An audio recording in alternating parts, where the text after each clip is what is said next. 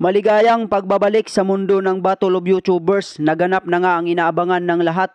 Jormel versus Casimero. Panalo via stoppage ang ating pambato ng Visayas na si Casimero. Okay, baka may speech ka, Haring Bangis. Yeah, Capital City, huh? Let's go! Parang kinakabaduhan ka ata, Haring Bangis. Parang kinakabaduhan ka ata. Hindi ako kinakabahan. Yung kalaban ko, kinakabahan ngayon. Baka nakafocus lang siya, nakafocus. Tama, parang ako kanina, nagpo-focus lang, kaya wala na akong sinasabi. Diba? Haring-hari na kanya, no? Good luck na lang, good luck ha. Yan, sige. Capital City, ha? Capital City, huh?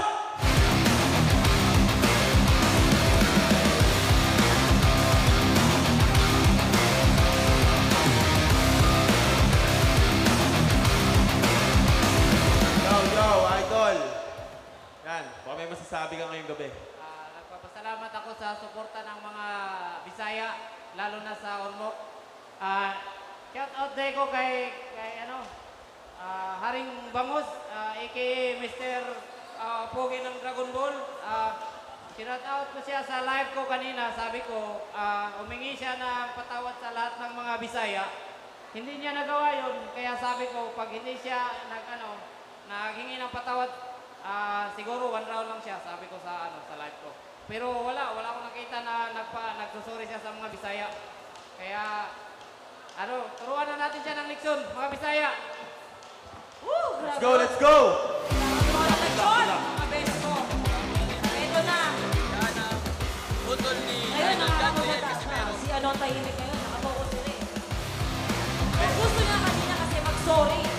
Pero hindi nag-sorry. Kaya ina-round 1 niya lang daw. Oo. Kaya si Tito Vince nakatingin sa mga round girls. Ay, Tito Big, sa mata mo daw. Joke lang. Alright. Shoutout nga pala sa mga tropang Bruce ko dyan. Wait lang, yung mga mata nyo. Alisin nyo naman sa round girls. Respect niyo yung mga jowa nyo. Tangina na tubig ko ba to? Kuya, Ito, wala ka sa ito. akin to. Dahil kahapon nag-abot ko Tubig ko to. Tubig ko to. Nagkaabulan sa baseball. Okay lang muna. Tubig ko ba?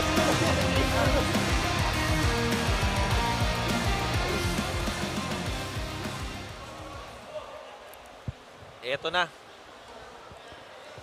Alright. Isang solid na suntukan na naman to. Alright, eto na. Si Haring Bangis. Pinahintay ng lahat ng mga kabisayaan. Dito At talaga may pinanguhugutan dito si kapatid ni Idol Champ Casimero. Dahil talagang pinagtatrash talk ni Jormel aka Haring Bangis sa mga kabisayaan. Kaya matindi ang pinanguhugutan dito ni Casimero. kapatid ni The Bro. Si The Bro to, si The Bro. Alam mo ako actually. Uy, pucha! Bakit ganun? Chumipshot. Bakit ganun? Bakit ganun? Naku, men. Wala pa. Medyo talaga pinag-iinit niya ulo na putol ni Idol John Riel. Bon, Wala pa. Bisaya ka ba? Hindi ako Bisaya pero I don't, alam mo yun, parang hindi ako sang-ayon sa mga pinagagawa nito ni Jormel kasi Pinoy tayo, lahat tayo, Ako, malalakas. Bisaya. Mami ko Bisaya, taga Jensen siya. And Pero hindi rin ako against this. Actually ako sa dinadamay niya lahat ng Bisaya. mga Sa Bisaya. kung paano siya magsalita sa mga Bisaya. Para sa akin din parang isa lang yung kalaban mo, parang nilalahat mo. Or kahit man sinong kalaban mo, men, pag kapwa Pinoy mo yan, huwag mo i-down ng gano'n, tama di ba? naman. And Para let's sa see, akin lang, this is the moment na makikita niya kung ano yung deserve nito ni Ano? Jormel. Sabi ni Idol Casimero dyan, pag daw sorry si Haring Bangis, medyo papatawarin niya eh, kaya lang wala. Yes, yes. Kaya hindi niya na daw papaabot Makikita round niyo dito na medyo madumi na agad yung unang introduction natin. Mainit. Nagkaka-cheap shotan agad. Pero ako actually hindi ko rin alam yung hugot ni Haring Bangis sa mga Bisaya. Ay, Meron hindi ba ko rin talaga alam. siyang ano? Hindi ko rin alam. Ako Siguro, rin nga eh. siguro sa totoo lang, May idea gusto ka. niya lang talaga magpakilala na gusto niya, wala kayong mga Bisaya, ako lang ang malakas. Ganun ang okay. gusto niya eh. Pero, Well, actually, sa mga nangyari naman ng presscon, nung nangyari, di ba yung presscon, dito mo kasi malalaman kung talaga, yes, di ba? I hope Haring Bangis Ay, Haring Bangis. Haring Bangis. Ah, sino ba? Pero ano ba? Ano pangalan Si niya? Haring Haring Bangis nga. Haring Bangis nga. Haring Bangis. Nalilito kasi ako kay Boy Bagsik tsaka kay Haring Ba Bangis. eh. Oo, Pero, ano? Si Haring Bangis, I hope na prepare ka talaga for this match. And Eto na. May partida po tayo dahil walang headgear si Casimero. Oh! Shit! Grabe agad yung binitawan. Body shot agad dun. Naku, ang ginagawa nito. Uy! Dinidikitan niya. Naku, Take down. wrestling pala ang gusto na ito. Teka, mali yan. Wala na. Below the belt na nangyayari. Tinatawanan lang siya ni Idol Casimero. Yes. Wrestling ang gusto mangyari dito ni Ni-wrestling ni Haring Bangis yan Haring Bangis. Sinashoutout ko nga pala ang tropang DMX. Mga taga-buka na malaki. Yan. Ikaw bro, baka may gusto ko yung shoutout dyan. Gusto ko lang i-shoutout ng lahat ng mga inis ng mga Bisaya, mga kababayan natin dyan. Ito na yun. Makikita nyo na Ito na talagang... ang pagkakataon. Ito na yung makikita nyo yung pagkakataon na talagang babagsak si Boy Bagsik. Oh, yun yun. Boy Bangis. Ay, Boy Bangis pala. Sorry. Pero ito, Nakakalito nga rin eh. No? hindi alam talaga ni Boy Bangis ang ginagawa niya. Pasensya na po. Pero ayan, naglalaroan na lang siya dito. Kahit kapatid lang yan, Boom! kasi meron, pinaglalaroan siya dito, mga kaibigan. Anong klase suntok yun mga kaibigan? Dalawang kamay. So sa nakikita natin dito, kino-corner na kino-corner. Ano yun? Okay, anong drama to mga kaibigan? Anong drama to? Ano yun? Bakit? Binibilangan dahil napalakas ang hihingal niya. Ako, ano yun? Ano nangyayari? Ano gagawin yun? Ano nangyayari? Wala, laban pa! Parang isang round pa lang ata bumitaw na agad dito. Tingnan Si natin na. Casimero, nakatingin lang eh. Wala na. Ano naging malakas yun? This is over. Ladies and gentlemen, Bad trip din si Idol Casimero. napakitaan tayo ng, sa totoo lang, masabi ko lang, kahit ako Natuwa ka ba dun? taga Manila, hindi ako natuwa sa ginawa niya.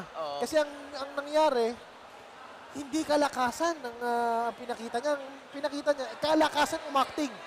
Kalakasan ng bunganga. Oo. Ayan o, kinorner niya si Casimero ng dalawang Pero kamay na-body doon. shot siya dito eh. Na-body shot pala? Yes. Ayan yung replay oh. Ganun mo, kahit na-covered na siya dito Kitang-kita, puno-puno siya ng body armor eh, no? Yes. Dami niya mga padding sa katawan.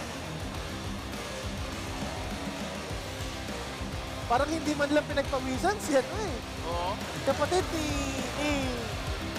Champ Casimero.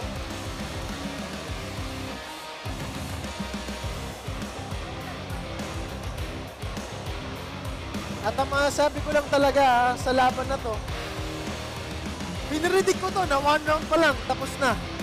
Wala. Wala, si Haring, Ganun talaga. Ayaw Yari. niya pabagsakin siya, kaya umakting. si Haring Bangis. Ayun, naging bangus na. Naging bangus na mga kaibigan. Walang kwenta. That round number 1. 11 seconds left on the clock.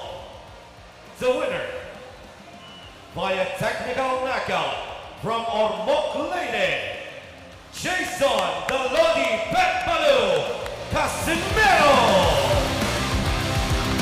Alam niyo yung nakakatawang part? Nakakatawa.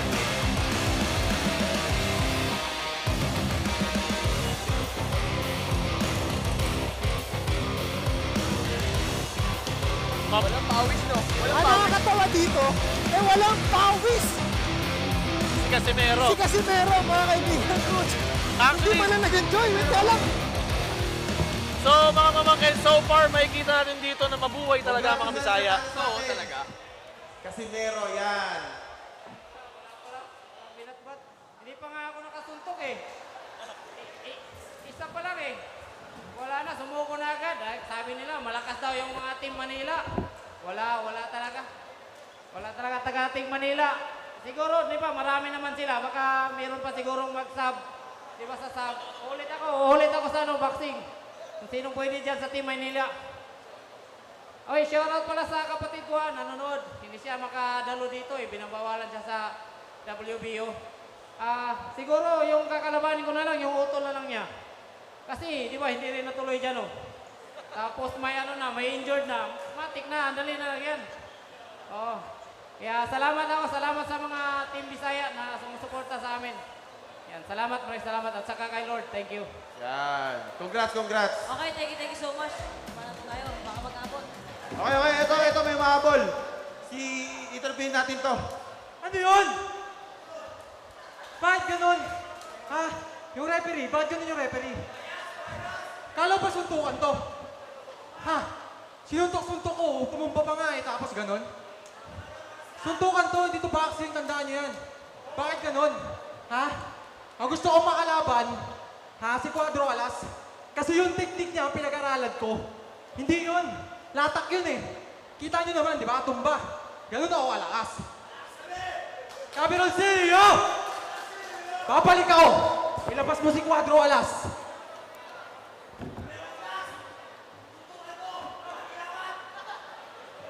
Sa susunod, walang awatan! Walang awatan, Capital City, ha! Haring Bangis! Yeah! Let's go! Grabe, grabe, grabe. Grabe, lakas ng fighting spirit ng dalawang tote.